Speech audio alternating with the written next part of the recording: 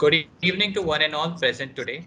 I, Rudransh Gupta, and my co-host Samriddhi Sinha from Communique, IIT Kharagpur, welcomes you all to the first panel discussion of the CDC Internship Training Week on Software Profile. Hope we all have an enriching experience from the session. And so, without further ado, let's get started. Today we have with us a great set of panelists who have excelled in their domains and are present here to provide all with plenty of insights about CDC internship. First, we have Mridul Agarwal who bagged his internship in Amazon. Mridul, would you please give us a brief intro about you? Sure. Hello everyone. I am Ridul Agarwal and I am a final year student of Quality Engineering Design and Manufacturing. And I have actually bagged two CDC internships in both my third and fourth years. So I have interned after my third year at Honeywell, and this time I interned at Amazon. Hope we have a great session ahead. Okay, thank you. Next, we have Swapnil Agarwal who aced his internship in Wells Fargo. I request you to introduce yourself. Hello guys, my name is Swapnil Agarwal and I'm a you can say third year or fourth year undergraduate student at a mechanical engineering department. And in this previous CDC internship drive, I bagged an internship at Wells Fargo, and as of now, I am in the last stage of completing that internship. Okay, thank you. Next, we have Soumyata Khandelwal, who secured her internship at Goldman Sachs. Would you please give us a short introduction? Yeah. Hi guys, I'm Soumyata Khanewal. I'm also a mechanical engineering final year student. My internship is going on, so I'm in the fifth week of it. And I bagged an internship at Goldman Sachs as they introduced. So, yeah. Okay, thank you all for such a pleasant introduction. So, let us get started with our session. Coming to the foremost important thing, everyone has a common doubt about how to prioritize among the diverse pool of companies, with each company coming with its own set of incentives and deterrents. So, Swapnil, let's start with you. Regarding prioritizing the companies, the first I would advise, I attended almost all the PPTs that were there. So the main aim of the PPT is to explain what the company motto, what's its aim, and what they are trying to do in the next 5 or 10 years. So most like the most suitable way that I think is to go through these PPTs and find whether their interests are aligned with you or not. Moreover, there are something like job description. So yeah, when you see in your CV portal, CDC portal, so they clearly, in some case of some companies, they clearly explain what are they expecting from you. And if you agree with that, if you have such skills, then yeah, you can prioritize the company according to it. And then the third point, the main point which people prefer is the theme of the company, the stipend. These are the some other factors that you can also consider for prioritizing. Okay, that's great. Soumita, how about you? Yeah, so as Swapnil said, I think PPTs give a very nice view of how the company is. And what I did was also ask a lot of seniors, interning in those companies, how their experience was, what they did, and if that was something that I wanted to do too, right? Because I don't want to go into a field that I'm not that interested in. But so just know what areas the companies focus on, how the environment is, how they interact with their interns, treat their interns, how much experience you get, and if it aligns to your interests. Okay, that's nice. Mridul, would you like to add something from your own experience? I think both Soumita and Swapnil have covered all the aspects about attend the PPTs, go through the profiles, and also go through also search for news articles on the company website, or at least see their jobs portal. Additionally, even if you, I mean, if it is not required, so you'll get to know about a lot of things about the company, what they're doing, and all of them will certainly help you decide which to opt for. Okay, thanks. Moving on to the next question we have. As we know, any company has its own requirements and demands. So one main question that arises is what are the essentials of a good software profile CV? Soumyata, would you like to guide us on this? Okay, so as for Goldman Sachs, I don't think it's as specific to software because my CV was not very software. I was very much into ML actually, so my CV was focused on ML, but also a lot of math in ML.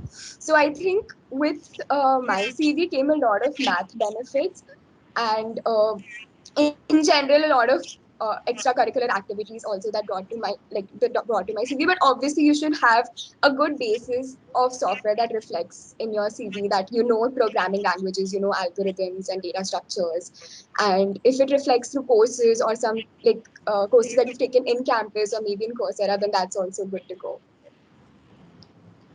Okay, that was really helpful. Mridul, would you like to add something to this? Yeah, sure. So basically, like first of all, I mean, having a decent CGPA definitely helps in any profile, not just software. And specifically speaking for software, uh, a few things which help are like having some kind of experience with any kind of software development definitely helps. So you might do some very simple projects. You might have participated in competitions or hackathons. You might have participated in some open source events, and all of those things help a lot. And then afterward, it's not like you must check all the boxes. That's not required. Whatever you put on your CV, I believe that if you're able to convince the recruiters enough during the interview, you're good enough to go. So, like in my third year, I had a lot of things related to product development or product designing, and more of them, like I think almost all of them were not related to software development per se. But like there were some elements of algorithm design or maybe some embedded systems, and I could explain a few things during of those things during the interview. And explaining those things really helped the interview get to know that I am interested in the field and I can pick things up, and that's what matters in the end. Okay, Swapnil, any opinion on this? Yeah, I think Somit and Vidul covered almost all the points. So just like you must like it would be great if you have some like of software development project or an internship in your city. But like tagging that kind of internship at the end of a second year is almost not possible for each and every student. So yeah, mostly the companies are looking for your problem solving skills, and if you are able to convince them that you are like whatever achievements you have written in your CV, then that's fine. Okay, that was great. So moving on to the next question. So, as we have observed that you all are in different companies, so would you please share your experiences about the general selection procedures for the companies you applied for? Mridul, would you please give us a start on this? Sure. So, speaking particularly about Amazon, the first process is a test. So, there is a long, detailed test which involves definitely coding. So, I mean, there were two or three problems. And in addition to coding, there were some very simple logical reasoning questions, perhaps some about English comprehension as well. And at the end, Amazon also takes a psychometric kind of test where you're given certain situations and you have to choose what you will do. And I mean, Amazon basically has 16 leadership principles which are at its core. So I believe that in using that test, that psychometric test, they evaluate how and where you stand on those leadership principles. So it would be a good idea if you're aiming for Amazon to at least check out those leadership principles. And after the test, then you have an interview, and the interview for Amazon is just a single interview. You'll have two questions to solve in 1 hour. If you solve both of them, you're good to go. Okay, thank you. Moving on to Swapnil. Yeah. So talking about the like general selection process, so like almost like all the companies follow the same process. Like they generally have your first like test within around like for my case it was around 20th August to 30th August as far as I remember. Yeah. So in this test, like each company tests accordingly. Like some of the companies like PNG and ITC, they take a psychometric test also, and other companies they generally take a coding test. And like for Wells Fargo, the test was include coding, and there were some data analysis questions also, some questions related to probability and other stuff. So this is the like general process where they are judging most of the candidates by their coding acumen and the probability acumen. And after this, there are interviews on your day one, day two, day three. So, and an interview like for Wells Fargo, it was like, and for the, it was for 3 rounds. So the first was a coding round. the second they grill on your project, and then third it was an HR round. And it's typically same, almost same for all the companies coming. Okay, that's nice. Moving ahead with Soumita. Okay. So for GS, the first round is obviously CV submission, and there's like you get a portal and you have to fill in a lot of information in there. So it like does take 1 or 2 hours of your time. So fill it properly. And after that, we have a test round in which there are 5 different sections. So 2 sections focus on coding. One is like easy to medium coding, and one is tough coding. The third is quant. The fourth is based on computer science, like core computer science, and the fifth one is verbal reasoning. So they just ask 2 paragraph like questions, basic questions, not really a lot to think about, and they test how much English knowledge you have. So the qualifying criteria for this is like I think you should be good in 3 rounds minimum out of all of them. If you are good at 2 rounds and your CG is great, then your CG also acts as like a plus point, and the third criteria, I guess. So a good CG is I think 8 plus and 8.5 plus. You're good to go. Like very good to go. Otherwise, yeah, 3 out of these 5 sections, and after that there are interview rounds. So I had 2 interview rounds. Basically, they're taken as and when they like the candidate. So you have like 2 to 4 rounds depending on how your interviews go, and they are mostly I think the first 2 3 rounds are based on how like coding and probability questions and a lot of puzzles and all, and the last round is normally HR if it goes to that extent. I did not have an HR round. So. Okay, that was really helpful. Going further ahead with the next question. Okay. Most of us have doubts on how much weightage is given to self projects. So, Swapnil, would you take upon this and tell us your view? So for regarding like self projects, so it's the same case like what I said initially. So like if you are able to convince the interviewer with your self project that you have done something and it add to your problem solving skills, because by the end of the second year they are not expecting a great deal of like software experience from you. So by using these projects, if you are able to explain that you are able to handle any kind of problem that you are given, then that's great. So like when you are doing self projects, try to make it as comprehensive as possible, and only add those points in your CV which you can defend. Like you must be pretty confident that you have done this, why you did this, and what's the impact of it on the entire project. Okay, that was great. Samita, how about you? Yeah, I think self projects are a good initiative that people are recently starting to take. I think during my time, it was mostly focused on internships and projects under professors that people took.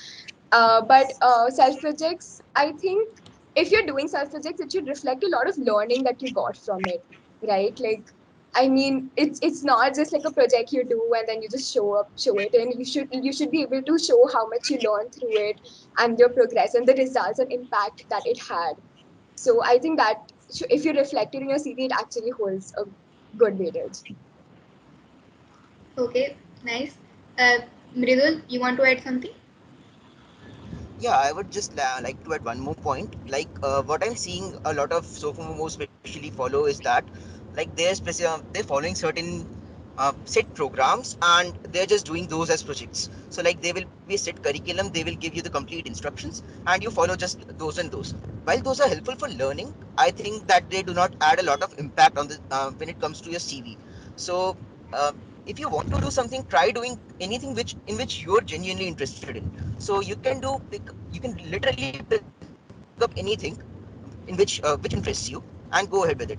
And so that with that you'll be able to show your uniqueness and individuality as well. Otherwise, what will happen is everyone will have similar kind of projects, and I mean it won't add any value as such. That's my take on it. Okay, thank you. So, going further to the next question. So, as you all have mentioned that in the different selection procedures, they are majorly focused on coding test. So, how to proceed for tackling the exhausting coding test? Which sources to look out for to get a quick and efficient amount of practice in these last minutes? Soumita, would you like to begin? Okay, so when you come to the test, I think you should definitely give time, like take 5 minutes and see how you're going to go about with the question. what you're going to do. Like in your mind, have an exact plan and then start coding. Because a lot of people do heads-on coding and then they come across problems and they have to rewrite the code and that doesn't work out. And normally, I think there are like like at least 2 to 4 questions of coding in all of these tests. So make sure you focus on one and do it well and then move on to the other one. And always like read all the questions. So what people do is like start coding the first question they come across and they lose out on easier questions later on which other people do. So like read all the questions, see which one you think you can do easily and then get done with it, get done with their test cases and then move on to the other ones. As far as practicing in the last moment, I think what you should do is obviously interview bit. You should really try to solve like two questions from each bucket and all, but definitely work on the places that you feel you're weak at. Like if you don't know how stacks work exactly, go deep into it, research it and face it heads on, because it just might come in a test and you'll just have to like let it go, right? So go ahead and face it heads on and research about it till you like get done with it. It's not that difficult once you actually try to make an effort. Okay, that's nice. Ritul, what is your point of view on this? Yes, I'll agree with everything that Samita said. And what other things that you should do is that whenever you read a question, I mean, also check its constraints and try to analyze like what time complexity would be enough for the accepted solution. So it might happen that sometimes even order of n squared solution get accepted, and while you were trying to go something for order of n or order of n log n, and that might take a lot of time of yours. So first of all, just read those constraints and check if the question can be solved easily. And other thing would be that while preparation during the last moments, what you can do is what I did was I revised STL. STL is very important, I think, for the implementation purposes, and I followed.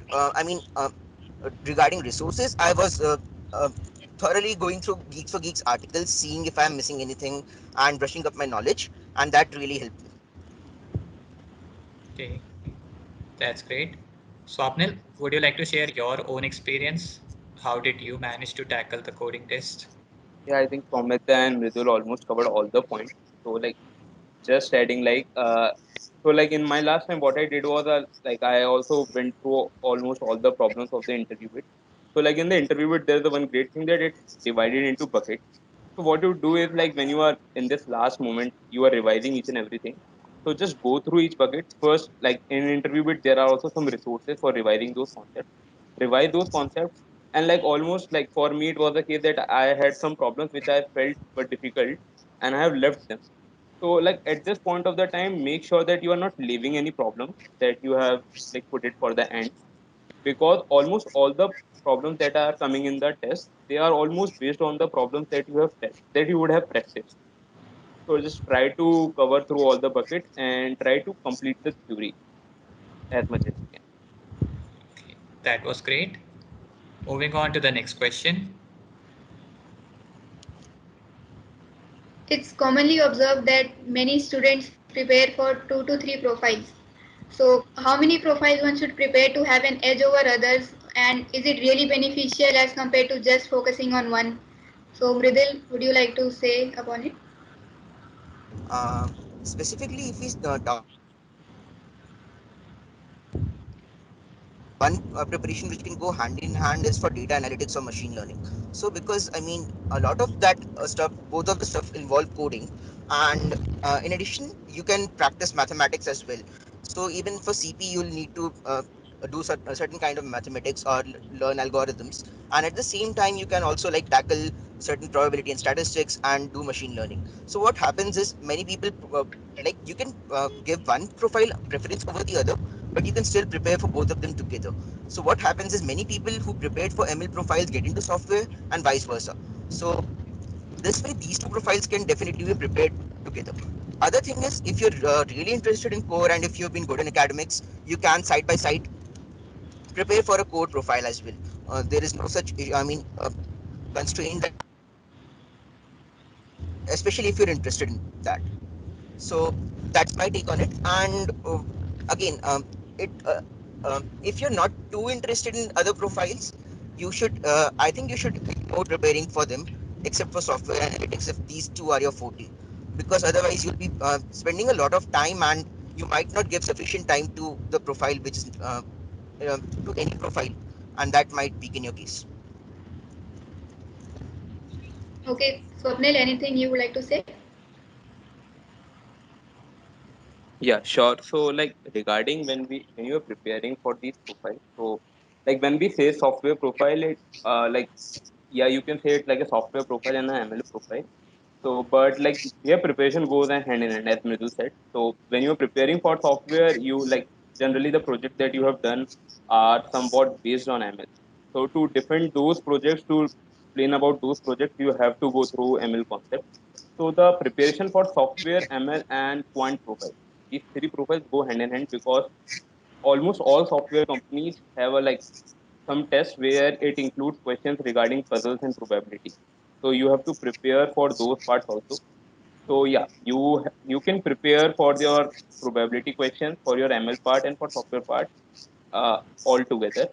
Regarding other profiles like the profile like consulting and supply chain profiles and the core profiles, yeah, like if you are really interested in working those, then yeah, you can cover the software profiles and those profiles too, because the core concepts you have already studied in your syllabus. You just need to go through them once again.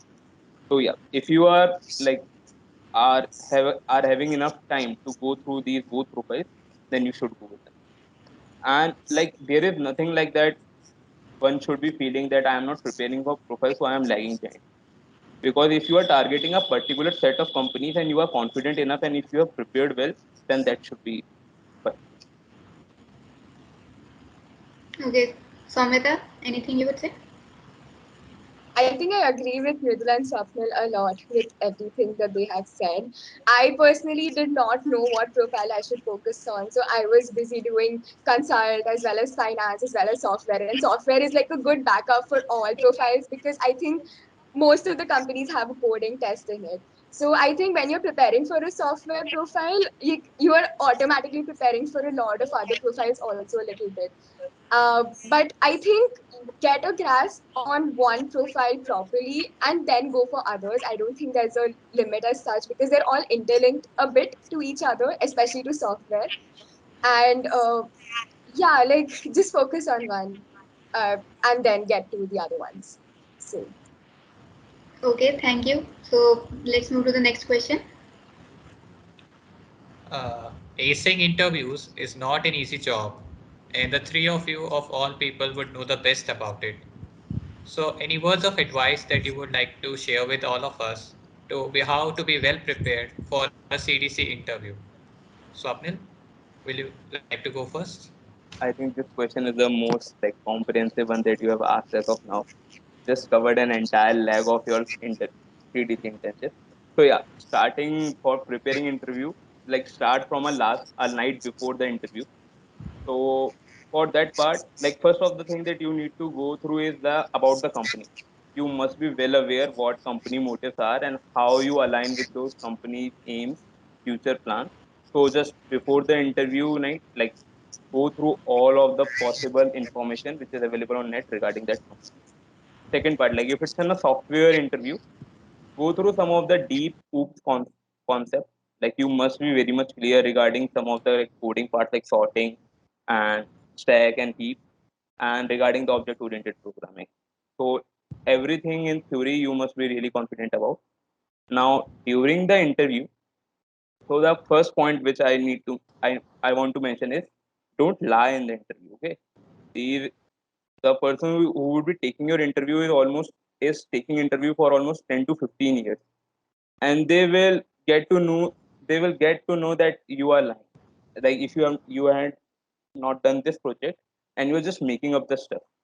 So yeah, and in the interview we all what we think is that it always it always not good to say yes. You can say no at some point. So like if you are not aware of the some facts, if you haven't done it or you are not like learned it, you can clearly mention so that then interview can move your constraints and your boundaries and can ask certain questions from some different domains. And then regarding actual like software profile interview, so yeah, in some interviews they ask you about questions, and for some cases they ask you to code it. and in for some interview they just ask you to give a theoretical explanation how you would be doing it and how you would be optimizing the time complexity. Like for my case, Wells Fargo, so there were 3 rounds. So the first round they just asked me about some software concepts like how would you sort it, how would you sort it fast, and they go deep diving in the C++ concept. And in my second interview round, what they did is they grilled me on my project and they beautifully linked my project to object oriented programming. So through my project, they go on deep diving and checking whether I am knowing my object oriented programming skills or not. And for the HR round, just don't say anything negative about the company and about yourself. Just say everything positive, and I think that's all for the interview. Okay, that's great. So, Amita, would you like to share your insights on this? Yeah, Swapnil covered up everything in it. The one thing I personally noticed would like help me a lot was speaking out my mind through the interview. Like when you're solving a question, just keep speaking through the process, right? What you're thinking, because that's what they want to know, how you like proceed through a problem. They don't want the result. Like a lot of feedback probability and puzzles are quite tough, and they are there to help you out. But they can only help you out if you speak out your mind, right? So keep speaking through the process and navigate and practice this. I think like get a senior or another like any senior and ask them to take some practice downs because like they've gone through the procedure. They know how it happens and they can give you tips on how to proceed with it. And that's like that will also give you confidence because you're prepared with it. Be prepared with your CV properly. Like everything you have written in it, you should know the stories behind it. Okay, like if I've asked if just an interview asks you to like describe your project, you should be able to describe it crisply in like 4 5 lines properly and in like probably in like layman terms also. Like you're like they want to know how you can explain it because they won't know like every detail about your project, right? If you worked on something specific, they probably won't know it in like ML especially and all. So like be prepared to explain it in like a layman terms how you're explaining it to a child, and that shows how much you've understood your project. So yeah, that's Okay, that's great. Ridul, would you like to share some of your experience about it? Yeah, like both of them have actually covered almost all the points. One last thing that I'd like to say is that many companies focus on like get writing the actual code in the interviews. So they'll give you a sheet of paper or in online mode. They'll give you an online editor, plain editor, where you won't have any kind of syntax highlighting or any kind of debugging abilities or nothing. And they'll expect you to write a proper function, not like a pseudocode or something like that. So what you should do is you should use proper variable names, you should use proper indentation, and again, as Samyata, speak your mind out. So whatever you're writing, whatever you're typing, just keep explaining so that recruiter knows what you're actually trying to do. So if you're going wrong somewhere, they may interrupt and correct you, or if your approach is not optimized enough, they'll correct you again and they'll ask you to do something better. So these are some points which will help you a lot. And don't consider recruiters like they are examiners. No, they're not there to judge you. They're not there to they are there to judge you, but they're not very scrutinous. So I mean, just treat them as any other person and be friendly with them. Okay, thanks a lot. Now we have received a lot of doubts and queries from the student community, and we would thought that it would be best to bring up some of them in this session. So let's get started with the Q&A. Okay, one of the question asked was what are the other required skills apart from competitive programming for a software profile? Does probability and statistics play an important role? So any panelist who would like to say on this?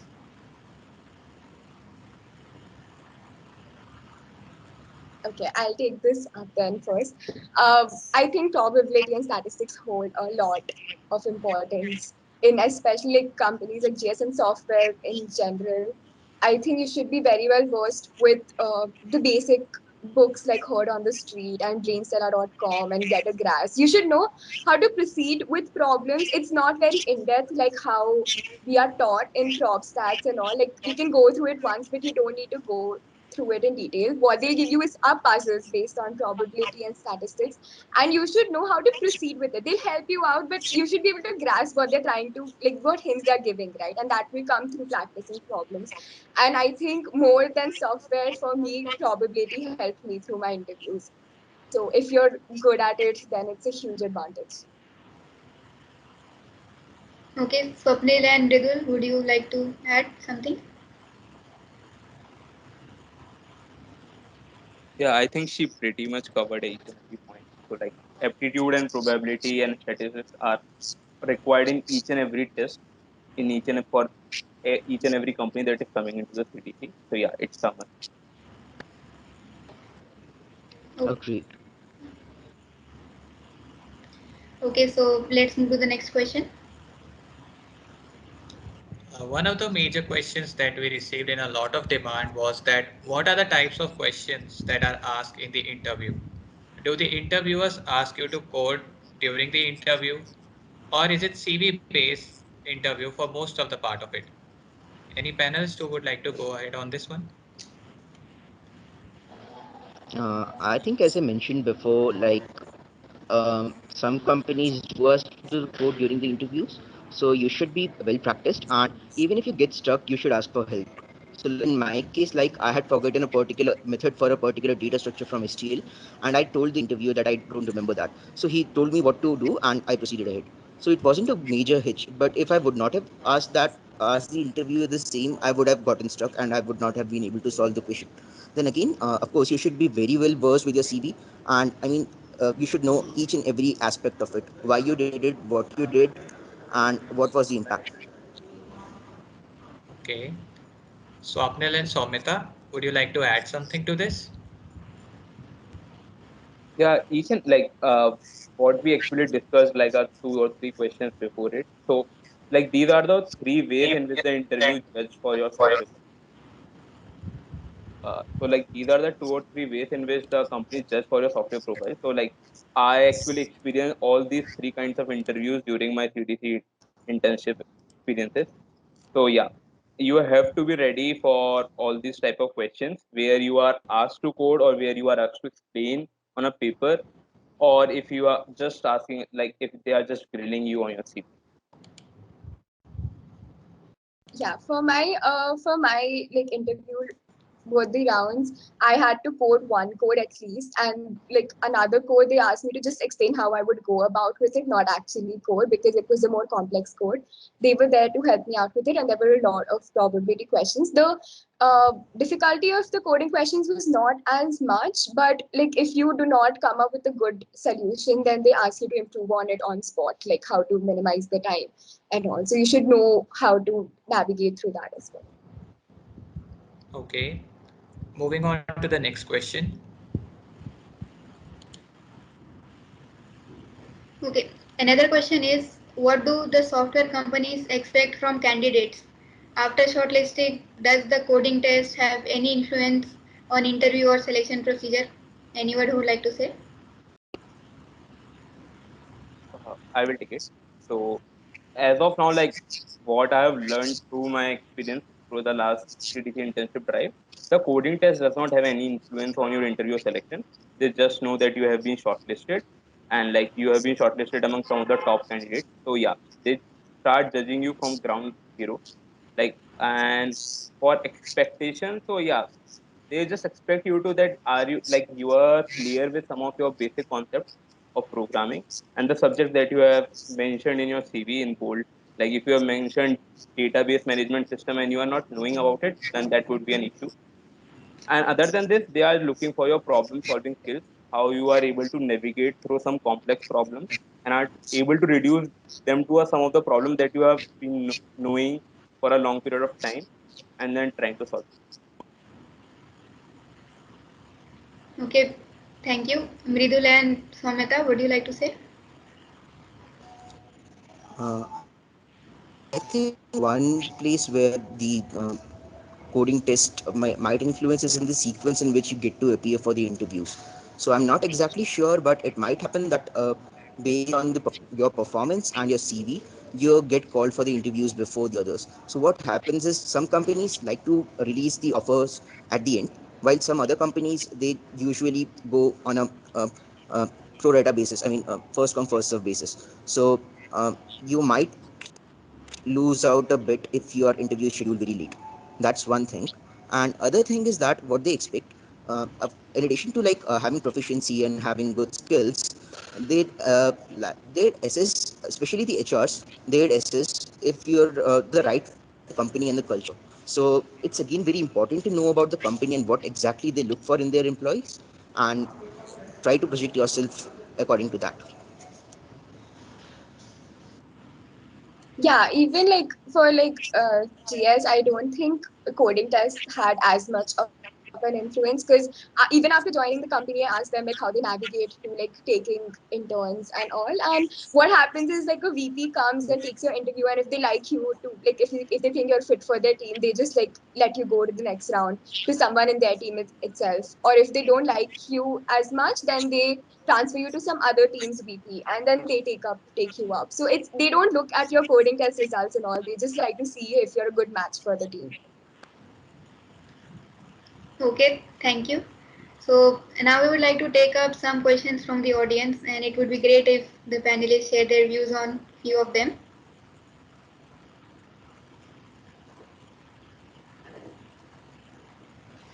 So we have one question. What will be the general difficulty of the coding test, at least with respect to other contents and website online?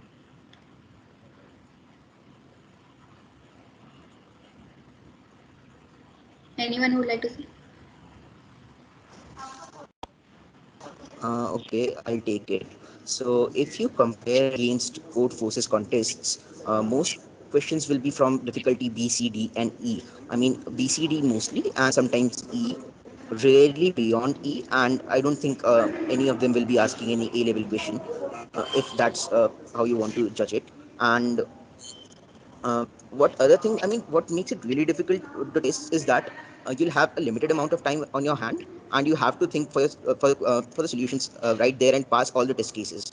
If you pass partial test cases, unless the question is very hard, it doesn't count.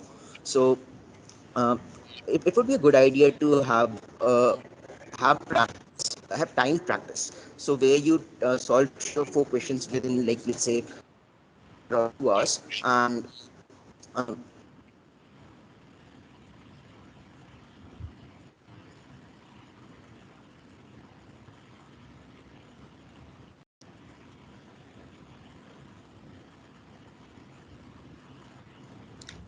Okay, I think Vidul connection has been lost.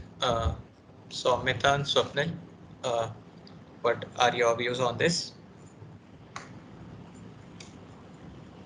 Yes, so regarding the coding question, so like what Mridul said, so they are complex. They are like not very hard, but like yeah, for some like generally what the company do is they generally have 2 to 3 questions, and they have are in either ascending order of difficulty or a descending order of difficulty. So you just need to first figure it out, like which is the most easiest question. And for like yeah, what Mridul was saying, that you need to do a time practice for that. I think Mridul is trying to say something, or like it's fine. Yeah. no, no, So Swapnil, please continue. yeah, yeah. So yeah, you need to have a timed practice for that. So just like a interview bit is a great resource for that, or any other resource that you can find. Just do that kind of practice, and I think that would be sufficient for good. Yeah, I agree with both of them. Okay, another question that we have is it okay to not do any ML and data science and just focus on CP and probability statistics? The person who has asked the question means that doing CP only and no ML and data science projects and stuff. So can it lead to some companies? I mean, can it cause some companies to have their doors closed for the person? Okay, so I will take this question. So yeah, some of the companies are looking for core ML concepts. So if you are not having a knowledge about it, it may be possible that you are not shortlisted for, or either you are not able to face those interviews because they are totally looking for those ML concepts. And other than if you are targeting like CP and prop sets, so I think yeah, it opens up a great bunch of companies who are just looking for that, because adding having ML concepts and having ML projects are like an extra point, brownie points. Okay, that's great. So Amita, Mridul, you want to add something to this? Yeah, true. I mean, ML is a completely different field. So if that's what the company is looking for, then sure. But I think like a lot of companies don't really look for it. They can judge your software skills through it, maybe. But if you have any others like direct software like skills and projects and all that showcase your coding capabilities, then sure, I don't think you really need ML for it. Okay, thank you. Mridul, any insights from your side?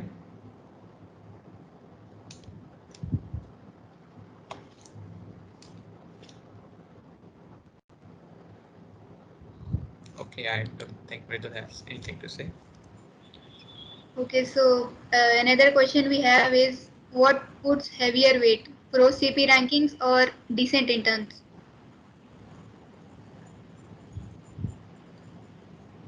Okay, so I think interns do hold a good value because they do like to know that you have a corporate experience. I'm not sure about CP ranking because I did not have any, but I had an intern and that helped me a lot. So I really advise people to go heads on like projects and interns. That gives an experience, like that shows the companies that you have an experience in the corporate world and how to deal with seniors and like managers and all. Yeah. Just adding to what Samita said, so there are very few companies that come to Kharagpur and they just look for your CP rank and they just shortlist you on that basis. But because like as now I am in the last stage of my internship, and what I found is like the CP has no relation with the work what you are doing. So actually they are not looking for CP, they are looking for your problem solving skills, the project that you have done. So yeah, having an intern gives you a greater advantage than having a good CP rank, like good code forces rank or code chef rank. And but for some companies, like which comes in the initial phase, yeah, they give a greater weightage to the those rank. Okay, thank you. Next question that we have is what are the basic resources for prob and stats, puzzles, and aptitude related questions? As some of us didn't have the prob and stat course yet. So, from where should we start and till which extent is it necessary? Okay, so for the PropStats course that was there in college, even like for me, like it got cut into half because of the COVID semester. But so Mesh Kumar was our professor, and he has MPTL series if you really want to go into it. But if you can get notes from somewhere, I think just reading through the notes is nice. As for other resources to practice, I think Heard on the Street is an amazing resource because direct questions come from it at a lot of companies, and you should practice through brainstellar.com. I think I'll write these down at the end of the session. There's brainstellar.com where you can just practice questions. There are like around 100 questions in the website, medium, easy, medium, hard, and just try to tackle those because these are the kind of questions that come. If you feel like you have a lot of time, go ahead with 50 challenging problems, but they are like really tough questions, and that's not the level it comes, but it gives you a hang of it.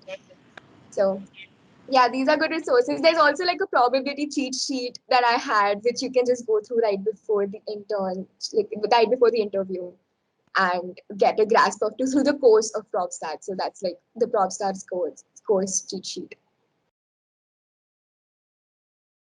Yeah, I think she covered almost like all the sources that I referred during my preparation.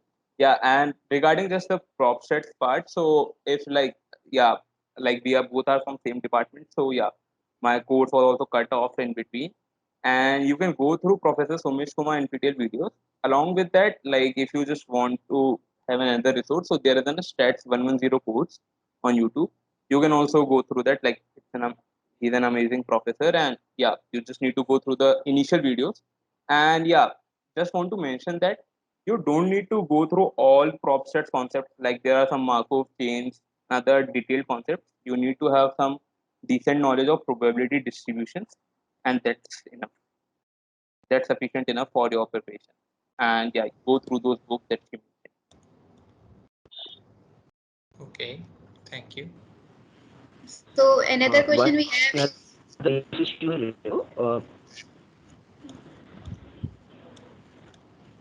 sorry, like one another resource which you may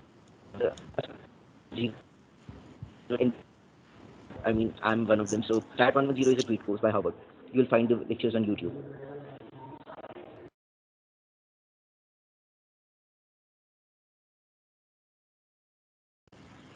Okay. So another question we have is, are web development projects or knowledge related to it needed?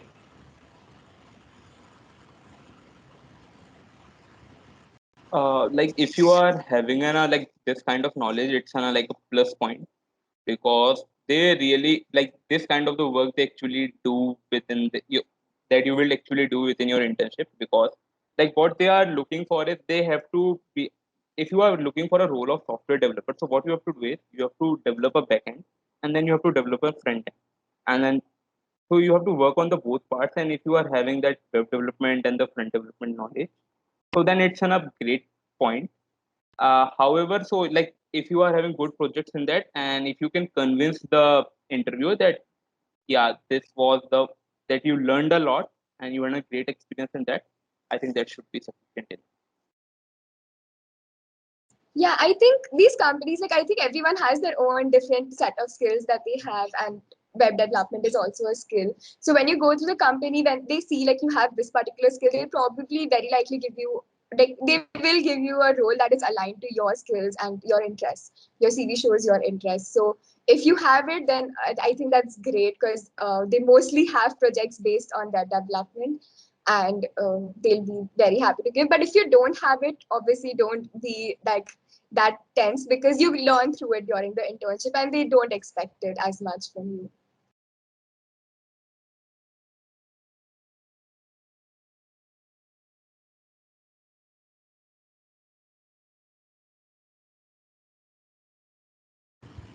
Okay, so one more question we have is, what is last minute core CS revision resources and tips for it?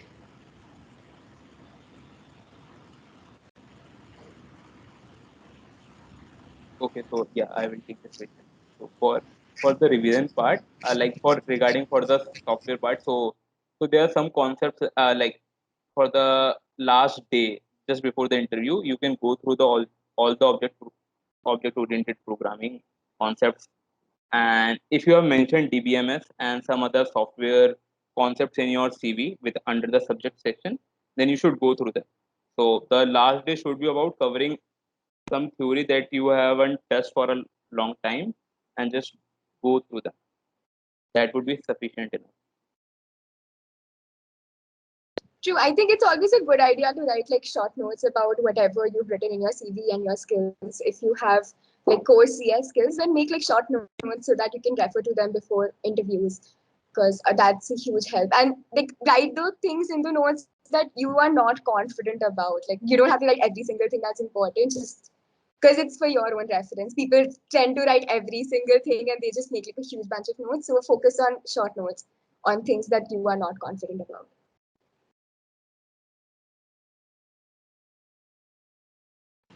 Okay, thank you. So let's just wait a minute to see if there are any more questions.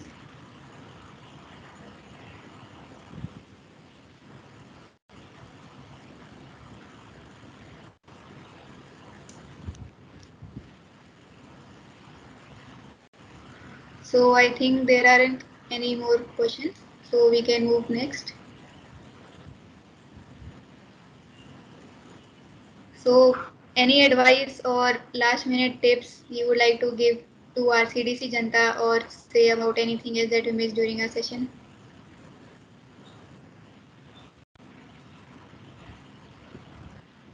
Okay.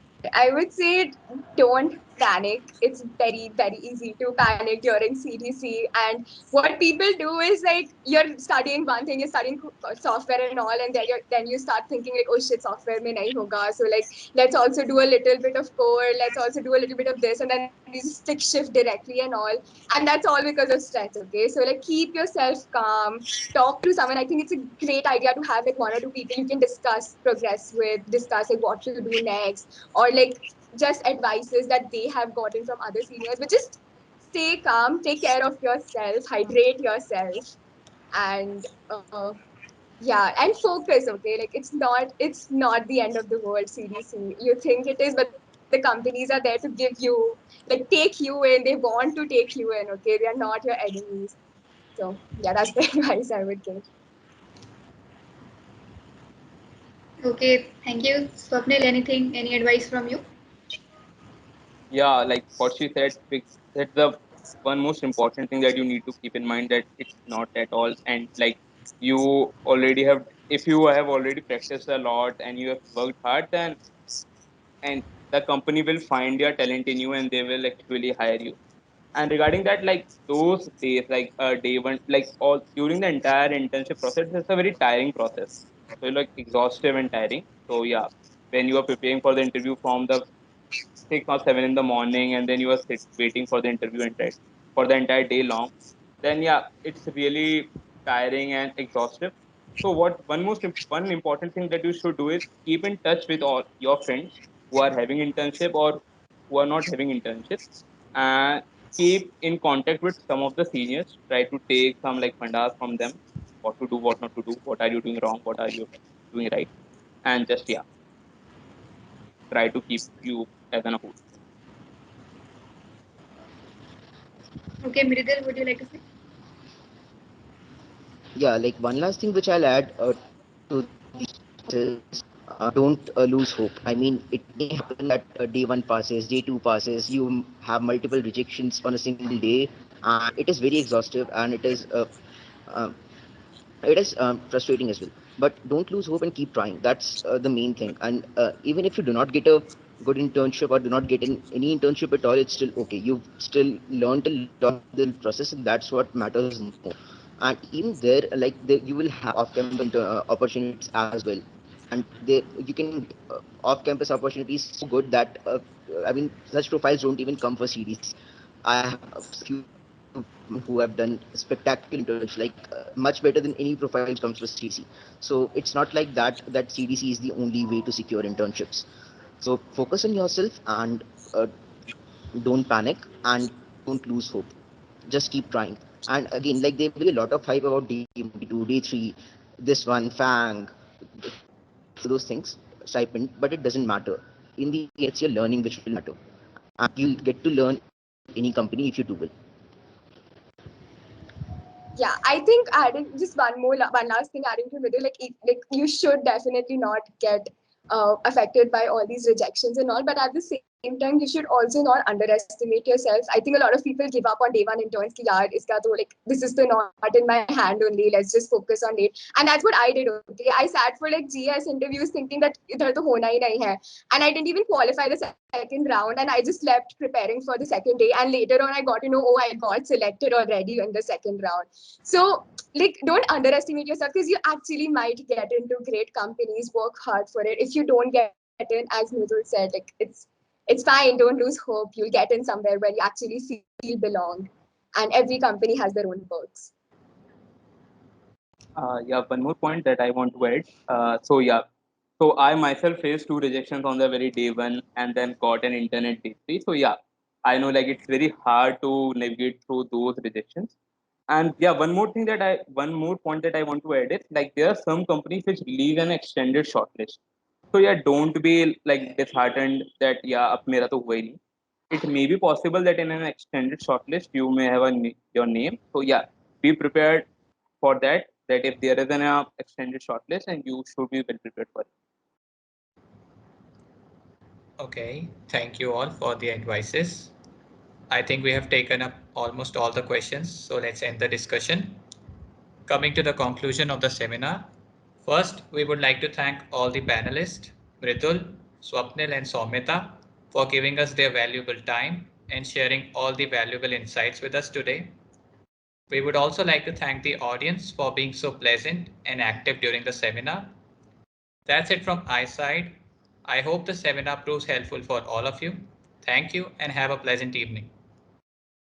And thank you so much to Communicate and Samriddhi and Rudransh, I think, for hosting this. Yeah. Thank you. Go ahead. Thanks, guys. All the best for your series.